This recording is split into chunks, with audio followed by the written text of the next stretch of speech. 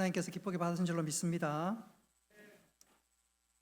제가 2025년 표 너희 손에 하면 여러분 붙였습니다. 믿음의 고백과 또 그 은혜를 누리는 우리 모두가 되었으면 좋겠습니다. 너희 손에, 너희 손에. 올 한 해가 믿음의 전성기가 되는 복된 한 해가 되시기를 주님의 이름으로 축복합니다. 오늘 하나님께 실망하셨습니까? 그렇다면 이런 제목으로 말씀을 전하도록 하겠습니다. 먼저 이 설교를 질문으로 시작해 보고 싶어요. 혹시 여러분 지금까지 신앙생활 해 오면서 하나님에 대해서 섭섭한 마음이 들거나 혹은 하나님께 대해서 실망한 적이 없습니까? 하나님께 대해서 실망한 적이 없어요? 있어요, 없어요? 저는 있을까요, 없을까요? 저는 개인적으로 하나님의 선하심을 믿지만 또 완전하심을 고백하지만 목회자로서는 하나님께 실망한 적이 덜어 있습니다. 그도 그럴 것이 모든 목회자가 교인들을 위해서 다 기도하지요. 또 그 기도는 저의 유익이 아니라 성도들 한 사람 한 사람 이름 불러가면서 간절하게 기도합니다. 특별히 기도 부탁을 받으면 더 간절히 기도하게 됩니다. 그래서 하나님, 아무개 집사님 너무너무 아픕니다. 하나님, 속히 일으켜 주시옵소서. 하나님, 아무개 성도님은 하나님이 아시다시피 진짜 교회에 충성하지 않았습니까? 하나님, 잘 돼야 됩니다. 잘 돼야 됩니다. 하나님, 사업을 일으켜 주시옵소서. 주의 불신자들이 저분을 통해서 진짜 하나님은 살아계시구나 깨달을 만큼 하나님 은혜와 복을 주시옵소서. 하나님, 아무개 성도 자녀 아시지요? 앞길을 열어주셔야 합니다. 그 엄마, 그 아빠의 눈물의 기도를 들어주셔야 합니다. 여러분, 이런 기도는 아무리 제가 생각해봐도 저 개인의 욕심이나 어떤 불순한 의도가 전혀 없습니다. 누가 봐도 객관적으로 기도가 동기가 굉장히 순수합니다. 저 유익과 전혀 상관도 없어요. 뿐만 아니라 그 기도가 응답되면 하나님의 영광이 드러나고 또 그것이 영적 디딤돌이 되어서 우리 교회의 큰 영적 부흥의 도화선이 될 것 같은데, 이런 저의 기도와 꼭 저의 기대와 달리 하나님께서 하시는 일들이 저와 전혀 다른 방법으로 전개될 때가 많습니다. 중요한 사역에는 돈이 모자라고 또 늘 늦게 충족이 됩니다. 또 주위를 돌아보면 악한 사람은 잘 되는데 진짜 하나님의 사랑하고 충성된 사람들이 일이 계속 꼬여만 갑니다. 어떤 분 같은 경우에는 병상에서 일으켜 주시면 개인적으로 감사하고 또 그분들이 간증이 되고 그것이 교회의 어떤 전도의 기폭제가 될 것 같은데 하나님께 그냥 묵묵부답입니다. 심지어 하나님께서 데려가는 경우도 또 혹 있습니다. 이렇게 하나님의 일하시는 방법을 목도하면 때때로 그 일들은 저의 마음과 기운을 빼낼 때가 있습니다. 심지어 부목사 시절에는 때로는 좌절되는 경우도 혹 있었습니다. 저만 그럴까요? 혹시 여러분들의 신앙생활을 하면서 이런 경험, 이런 마음, 이런 생각 들지는 않았습니까? 혹시 그런 마음이나 그런 생각이 드시는 분이 있다면 오늘 본문은 바로 그런 여러분들을 위한 말씀입니다. 오늘 이 말씀은 저와 우리 모두에게 참 위로가 되는 말씀이 아닐 수가 없습니다. 하나님에 대해서 섭섭해하고 하나님께 대해서 실망하는 이들에게 그 실망은 나만의 것이 아님을 깨닫게 해주기 때문에 그렇습니다.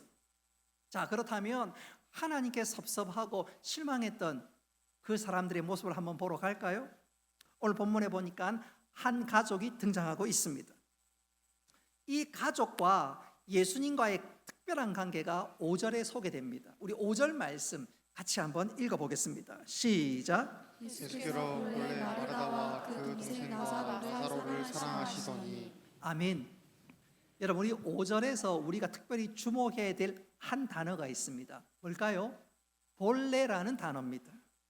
이 본래는 아주 강조하는 말로써 예수님과 이 나사로의 가정은 아주 특별한 관계에 있고, 또 이 가정은 예수님께 사랑을 받는 가정이라는 것을 알 수가 있습니다.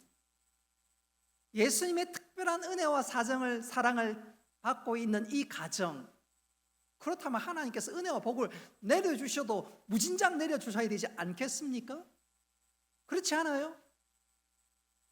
가끔 그런 경우가 있지요. 주일학교 부장 선생님이 혹은 담임 선생님이 유난히 이쁜 애가 있으면 남들 몰래 간식 하나 두 개 더 챙겨줄 때가 있지 않습니까? 우리 교회 집사님들께서 꼭 그런 경우는 아니지만 가끔 그럴 때가 있어요. 주일날 식사 이렇게 받는데 이렇게 뭐 간식을 주시는 분이 이리저리 보더니 목사님은 2개 드릴게요 하고 주더라고요. 그럼 저는 속으로 할렐루야. 티는 안 내지만 저분이 특별히 저를 생각하고 있구나, 얼마나 감사한지 모릅니다. 그렇다고 제가 밥은 2그릇 먹지는 않습니다. 어쨌든 본래 이 말은 예수님께 특별히 사랑받는 가정이라는 것을 강조하고 의미합니다. 그런데 이 가정에 문제가 생겼습니다. 바로 나사로가 중병에 들었던 것입니다. 주님이 이 가정을 너무너무 사랑하고 워낙 사랑하니까 마르다와 마리아가 예수님께 사람을 보냈습니다. 예수님이 우리를 너무너무 사랑하니까 분명히 해결해 주실 거야, 그런 기대가 있지요. 우리 3절 말씀 같이 한번 읽어보겠습니다. 시작. 이에 그 누이들이 예수께 사람을 보내어 이르되 주여 보시옵소서, 사랑하시는 자가 병들었나이다 하니. 아멘. 오늘 이 3절에서 우리의 시선을 유독 끄는 단어가 있습니다. 3절에 보니까 사랑하는 자가 병들었나이다. 여러분, 나사로가 병들었다는 말이 아니라 누가? 사랑하는 자가 병들었나이다. 여러분, 이 말 속에는 이런 뜻이 담겨져 있습니다. 예수님께서 모든 것을 다 제쳐두고 오시겠다는 의미가 담겨져 있는, 암시하는 말입니다. 당연하지요. 여러분, 누가 아프다 그러면 여러분 달려갑니까? 그러나 여러분의 가족 중에 누가 하나 아프다 그러면 모든 것 내팽개치고 달려가지 않던가요? 그렇지 않습니까? 그러니까 오늘 3절에 사랑하는 자가 병들었다, 이 말에는 예수님께서 모든 것을 다 데쳐두고서라도 달려가겠다는 말이 암시되어 있습니다. 근데 오늘 주님의 반응을 보십시오. 전혀 다릅니다. 우리 6절 말씀 같이 한번 읽어보겠습니다. 6절 시작. 나사로가 병들었다함을 들으시고 그 계시던 곳에 이틀을 더 유하시고. 아멘. 예수님께서 속히 가시기는커녕 이틀을 더 유하십니다. 아니, 사랑하는 자가 병들었으면 속히 달려가야 되는데 지금 나사로는 그야말로 생명이 총각을 다투고 있는 이 시점이라면 속히 달려가야 되는데 예수님께서 이틀을 더 유하십니다. 그리고 그 사이 나사로는 죽고 말았습니다. 자, 오늘 본문의 사건을 날짜별로 정리하자면 이렇습니다. 첫째 날, 오늘 3절 말씀해 보니까 예수님께서 사랑하는 자 나사로가 병들었다는 소식을 들었습니다. 6절에 보면 예수님께서는 그 소식을 듣고 쫓아가기는커녕 이틀을 더 유하십니다. 그러니까 3일째가 되지 않습니까? 그리고 나흘째 되는 날 17절에 보시면 나사로가 죽고 나흘 되던 날에 드디어 예수님께서 베다니에 도착하셨고, 그리고 그곳에서 예수님은 나사로가 죽었다는 소식을 듣게 되었습니다. 여러분, 이런 일련의 과정을 나사로의 여동생이었던 마리아와 마르다 편에서 한번 생각해 보십시오. 이 두 자매의 입장에서 오늘 이 본문을 한번 읽어 보십시오. 여러분, 주님이 얼마나 야속하겠습니까? 아니, 나사로를 사랑한다며요. 본래 사랑한다며요. 그러면 속히 한 걸음에 달려가야 되지 않겠습니까? 밤을 새서라도 달려가야 되지 않겠습니까? 근데 예수님은 이틀을 더 유하십니다. 얼마나 주님이 야속하겠습니까? 아니 진짜 예수님 우리 오빠 나사로 사랑하는 건 맞아? 의심이 들지 않겠습니까? 그래서 오늘 이 두 여동생의 마음이 본문에 그대로 소개되고 있는데, 먼저 마르다의 마음 보십시오. 우리 21절입니다. 다 같이 한번 읽어보겠습니다. 시작. 마르다가 예수께 여짜오되 주께서 여기 계셨더라면 내 오라버니가 죽지 아니하였겠나이까. 예수님께 지금 하소연하고 있습니다. 그의 여동생 마리아 역시 마찬가지입니다. 우리 32절 말씀 같이 한번 읽어봅니다. 시작. 마리아가 예수 계신 곳에 가서 배웠고 그 발 앞에 엎드려 이르되 주께서 여기 계셨더라면 내 오라버니가 죽지 아니하였겠나이다 하더라. 아멘. 여러분, 나사로의 가정은 예수님께서 특별히 사랑하는 가정입니다. 그러니까 예수님을 모시러 갈 때 그 두 자매는 나름대로 기대감이 있었겠지요. 예수님께서는 병든 자도 고치시고 눈먼 자 눈도 뜨게 하시고 그런 주님이라면 속히 오셔서 우리 오빠 나사로를 반드시 회복시켜 주실 거야, 살려 주실 거야, 고쳐 주실 거야. 근데 오기는커녕 소식이 캄캄하고, 그것도 오빠가 죽고 난 다음에 예수님께서 도착하는 것 아니겠습니까? 이 두 자매의 마음이 얼마나 답답하고 안타깝겠습니까? 또 예수님께서 하는 이것들 도무지 이해가 되지 않습니다. 예수님 사랑한다며요. 그것도 본래 사랑한다며요. 특별히 이 두 자매는 신앙도 좋고 무엇보다도 예수님의 사랑받는 두 자매입니다. 그런데 예수님께서 이 두 자매와 나사로를 다루시는 방법은 도무지 이해가 안 됩니다. 우리도 때때로 이런 일들을 경험하지요. 하나님 나를 사랑하신다며요. 당신의 아들 독생자 예수 그리스도를 십자가에 죽기까지 우리를 위해서 내어주셨다면서도 내 기도에 무관심한 것 같고, 아무리 기도해도 응답되지도 않고, 응답되기는커녕 더 안 좋은 방법으로 내 삶이 치달아가는 거 보노라면 진짜 하나님 살아계시는 거 맞습니까? 나를 주목하는 것은 맞습니까? 나를 사랑하십니까? 우리는 탄식을 하면서 때때로 힘들어합니다. 자, 그렇다면 예수님께서는 나사로의 소식을 들었으면서도 왜 속히 가지 아니하셨을까요? 왜 이틀을 유하시면서까지 천천히 가시고 왜 나사로를 죽게 내버려 두셨을까요? 오늘 말씀을 찬찬히 읽어보면 예수님께서는 그렇게 하신 특별한 이유가 있었습니다. 특별한 이유가 있었어요. 두 가지 이유가 있는데, 첫째는 예수님께서는 나사로의 병과 죽음을 통하여 하나님과 그의 아들 우리 주 예수 그리스도의 영광을 받기 위함이라고 말씀합니다. 우리 4절 말씀 다 같이 한번 읽어보겠습니다. 시작. 예수께서 들으시고 이르시되 이 병은 죽을 병이 아니라 하나님의 영광을 위함이요 하나님의 아들이 이로 말미암아 영광을 받게 하려 함이라 하시더라. 아멘. 예수님께서 속히 가지 않은 것은 이 병은 하나님의 영광을 위함이라, 뿐만 아니라 그의 아들 우리 주 예수 그리스도 영광을 받게 하려 위함이라고 말씀합니다. 한 걸음 더 나아가 이 일들을 통해서 사람들이 예수님을 믿게 하기 위함이기도 하였습니다. 우리 45절 말씀 같이 한번 읽어보겠습니다. 시작. 마리아에게 와서 예수께서 하신 일을 본 많은 유대인들이 그를 믿었으나. 아멘.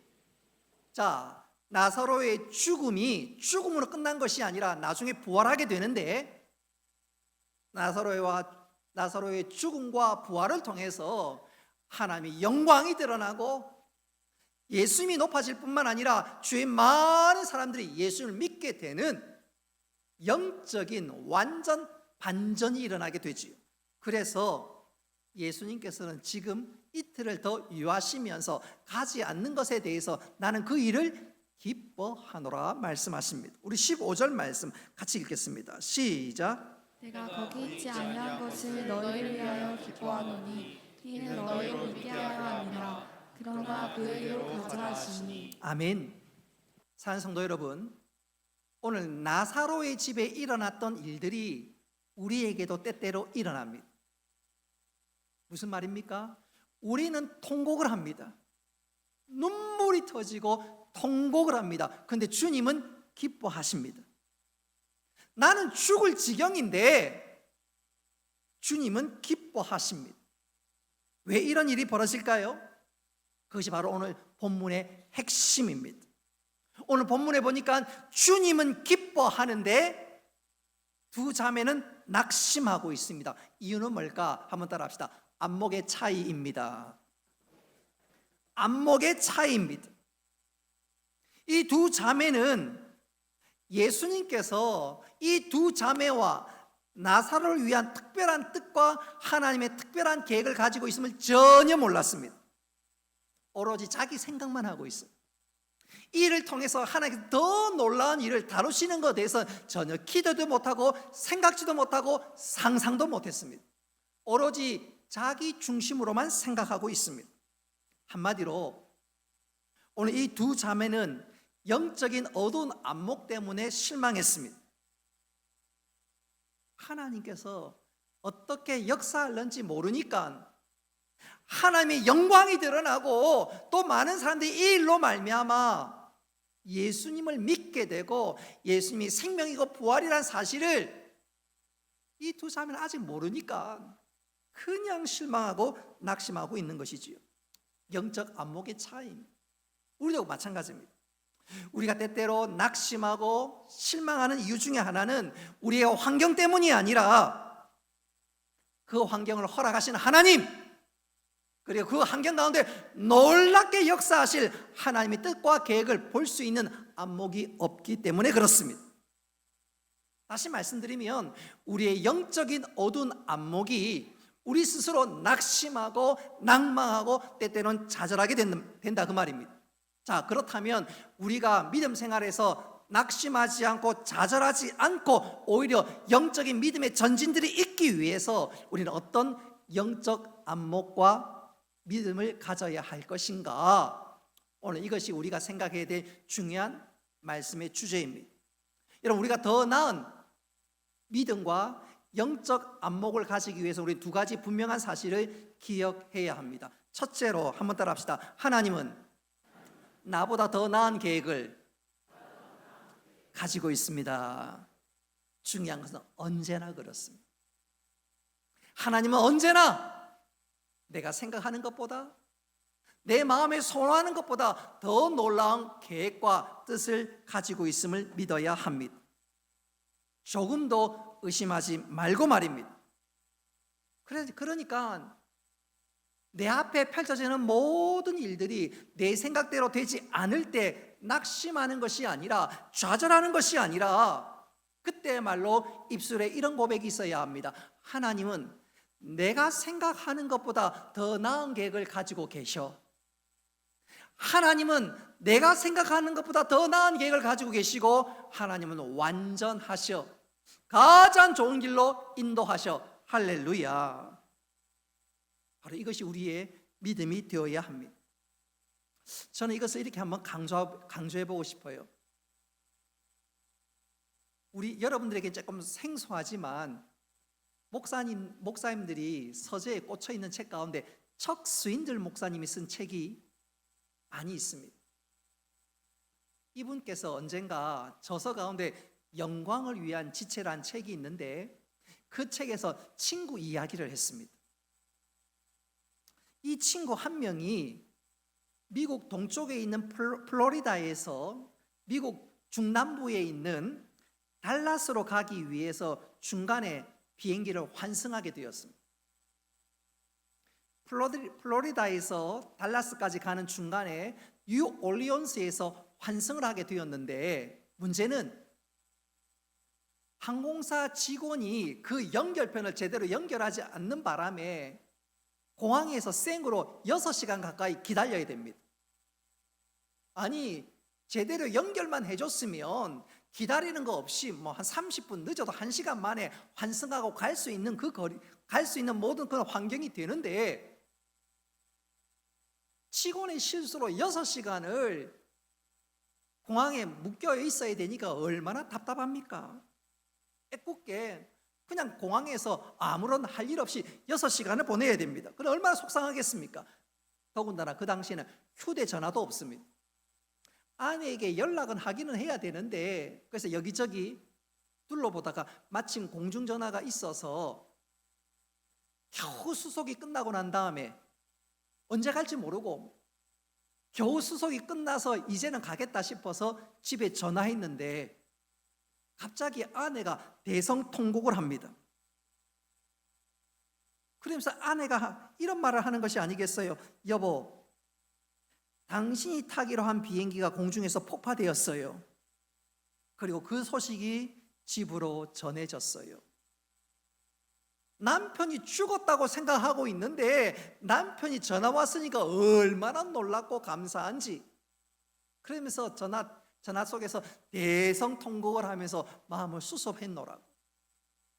그런 글을 소개한 적이 있는데 저도 지난 목요일날 이와 비슷한 일들을 한번 경험했습니다. 여러분, 주보에 보면 변창규 집사님 아버님이 별세했지요. 지난 목요일날 도옥주 집사님이 저한테 전화가 왔어요. 전화하자마자 대성통곡까지는 아니고 우는 거예요. 아유, 갑자기 왜 울지? 누가 크게 다쳤나? 우는 것으로 봐서 심상치 않았는데 누가 죽었나? 이런 생각하는데 도옥주 집사님이 변창규 이러는 거예요.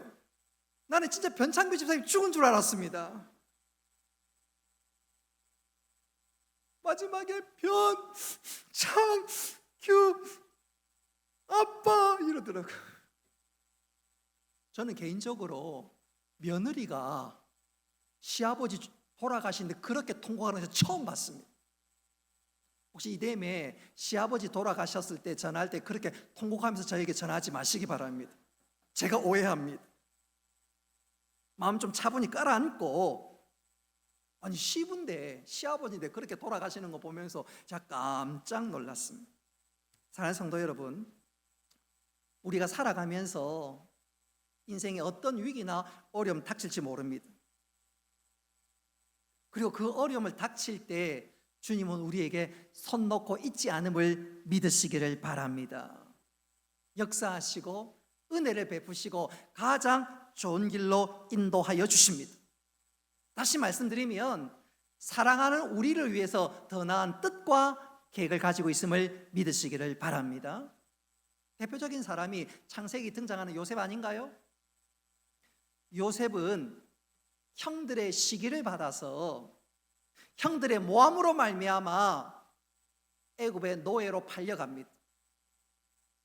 하나님께서 그에게 분명히 꿈을 주셨는데, 비전을 주셨는데 꿈은커녕 비전은커녕 인생은 계속해서 곤도박치게 되는데 노예로 팔렸다가 나중에는 모함을 받아 감옥에 갇히게 됩니다. 아니 생각해 보십시오. 형들에게 팔리는 것도 억울한데 모함을 받아 감옥에 갇히다니요. 더 중요한 것은 하나님 그에게 꿈을 주시고 비전을 주셨는데 꿈과 비전은커녕 인생은 계속해서 내리막입니다. 요셉의 입장에서는 하나님이 너무하지요. 너무해요. 그러나 하나님께서는 요셉을 향한 분명한 뜻과 계획이 있었습니다. 할렐루야. 여러분, 요셉이 갇혔던 그 감옥은 잡범이 갇히는 그런 감옥이 아니었습니다. 정치범이 갇히는 감옥이었습니다.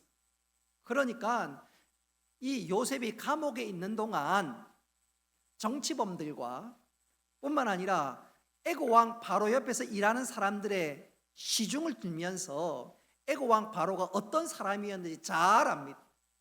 잘 배우게 됩니다. 그리고 나중에 그가 애굽의 총리가 되는데 이미 총리 되기 이전에 바로 왕에 대해서 너무너무 잘 알고 있습니다. 바로 왕의 비하인드 스토리도 다 알고 있습니다.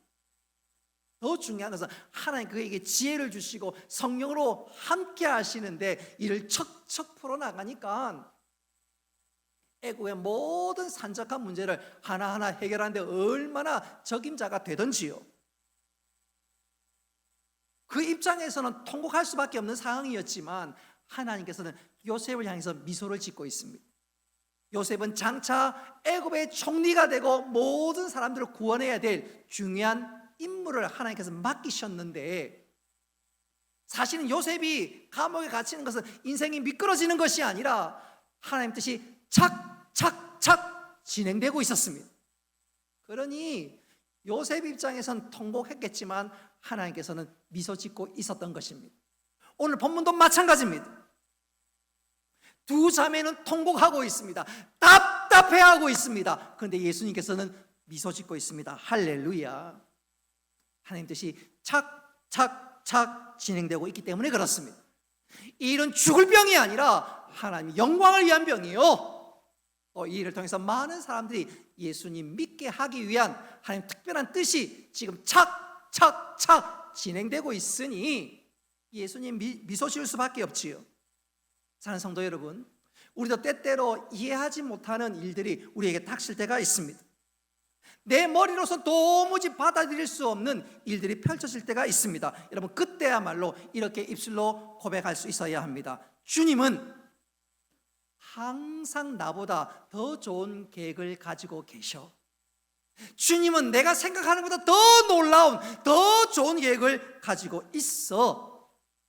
여러분, 이것이 믿는 자의 삶의 고백이요, 하나님 그 고백대로 역사해 주심을 믿을 수 있기를 바랍니다. 여러분, 뭐가 안 풀릴 때 우리의 시선으로 낙심하지 말고 하나님 시선으로 바라볼 수만 있다면 일이 잘 풀릴 때뿐만 아니라 안 풀릴 때도 감사할 수 있습니다. 그리고 조금 시간이 흐르고 나서 아하, 그랬구나, 하나님 뜻이 여기에 있었군요, 감사합니다, 감탄사를 터뜨리게 될 것입니다. 어떤 면에서 신앙생활은 퍼즐과 같습니다. 도무지 풀릴 것 같지 않고 도무지 답답한 것 같지만 하나님 나보다 더 놀라운 계획을 가지고 있음을 믿음으로 흔들거나 좌절할 것이 아니라 소망 가운데 즐거워하는 우리 모두가 되기를 주님의 이름으로 축복합니다. 두 번째로, 우리가 낙심하지 말고 믿음의 주여 온전케 하신 주님을 바라볼 수 있는 것은, 실망치 않는 것은 주님께서 나를 향한 계획이 영원함을 우리가 믿기 때문에 그렇습니다. 한번 따라 합시다. 나를 향한 계획은 영원까지 이어집니다. 영원까지 이어집니다. 오늘 본문에서 가장 중요한 요지 중에 하나는 믿는 자에게, 또 믿는 자들에게는 죽음이 끝이 아니라는 사실입니다. 여러분, 불신자에게 있어서 죽음은 끝이지요. 그게 답니다. 그러나 우리는 다릅니다. 여러분, 우리의 운명은 죽음으로 끝나는 것이 아닙니다. 우리의 모든 운명의 결정권자는 죽음이 아니라 예수님인 줄 믿으시기를 바랍니다. 그리고 예수님은 우리를 위해서 좋은 처소, 영원한 천국을 예비하셨습니다. 할렐루야. 오늘 예수님은 나사로의 죽음과 부활을 통해서 나사로의 두 여동생을 위로하는 것으로 끝난 것이 아니라, 또 특별히 예수님은 그 당시에 제 아들이 이 땅에 좀 좋은 것을 누리고 이 땅의 모든 안목이 다 있는 그들을 향해서 그들의 시선을 영혼으로 돌리게 만드셨습니다. 바로 그것이 오늘 주님께서 행하신 중요한 일의 한 교훈입니다. 여러분, 한번 상상해 보시기 바랍니다. 한번 생각해 보시기 바랍니다. 우리가 하나님께 기도하기를, 주님 병을 좀 고쳐 주시옵소서, 매번 부르짖고 그 부르짖을 때마다 응답을 받게 된다면 우리 가운데 죽을 사람은 아무도 없습니다. 아무도 없어요. 근데 우리가 죽지 않고 이 땅에서 영원토록 산다면 그것은 과연 축복일까요? 우리가 육신에 갇혀서 이 땅에서 영원토록 사는 것, 그것이 과연 축복일까요? 우리가 죽지 않고 시간이 흘러가면 늙어갑니다. 시간이 흘러가면서 이는 빠지고 틀니를 하겠지요. 물론 이찬호 집사님이 있어서 걱정하지 않는 분도 계시겠지만 우리는 틀니를 할 겁니다. 나이가 들어가면서 몸은 굽게 됩니다. 시간이 흘러가면요, 상대방의 말도 잘 안 들려. 상대방의 말도 잘 안 들려. 뿐만 아니라 죄의 유혹을 받고 삶의 아픔이 찾아옵니다. 그런 연약한 육신으로 우리가 죽지 않고 계속해서 살게 된다면 이 땅의 모든 대부분의 사람들 다 쪼글쪼글하고 다 몸은 굳고 머리는 다 빠지고 걷기는커녕 기어가게 될 것입니다. 그런 부모님을 모시고 그런 할아버지를 모시고 증조 할아버지를 모시고 고조 할아버지를 모시고 그 외엔 제가 잘 모르겠어요. 그렇게 죽지 않고 이 땅에서 영원토록 산다면 아마도 200년이 지나지 않아서 이렇게 기도하게 될 거지요. 하나님 제발 좀 저를 데려가세요. 저를 좀 데려가세요. 여러분, 이것이 저의 상상만이 아닌 것이 프랑스의 극작가가 진짜 이런 것을 배경으로 소설을 썼습니다. 그리고 그 소설 막바지에 이 땅의 모든 사람들이 절규합니다. 제발 좀 저를 죽게 해주세요. 저를 좀 데려가 주세요. 오늘 예수님은 제자들을 향해서 이 땅만 바라보는 제자들을 향해서 영원한 천국을 바라보게 만들었습니다. 할렐루야. 여러분, 우리가 이 땅에서 영원히 살되 육신에 갇혀 사는 것이 아니라 하나님께서 지으신 새 몸을 입고 영원히 살 것을 우리 주님이 보여주셨습니다. 늙지 않고 쇠하지 않고 주님이 부활하신 그 몸을 갖고 살아갈 수 있도록 우리의 시각을, 또 제자들의 시각을 바꾸어 주셨습니다.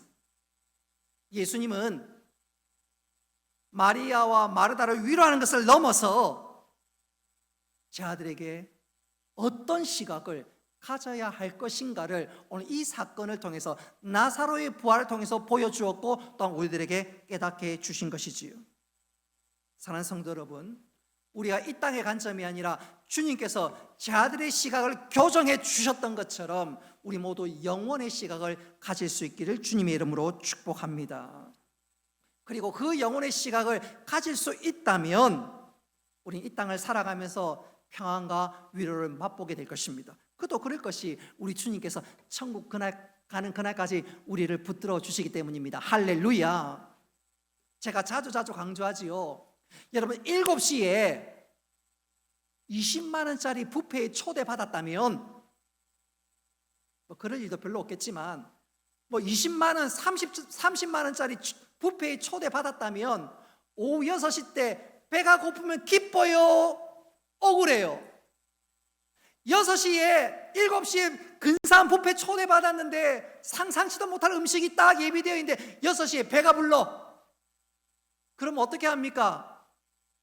운동해야지요. 소화시켜야지요. 근데 반대로 6시에 배가 고프면 고플수록 얼굴에 미소가 띄집니다.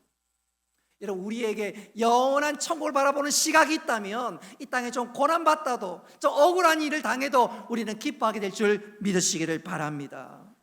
주님 우리를 붙들어 주시고 영원한 처소를 예비하기 때문에 그런 것이지요. 그리고 주님께서는 그날까지 우리를 붙들어 주십니다. 할렐루야. 주님은 그런 분이시기 때문에 우리를 너무너무 잘 이해하십니다.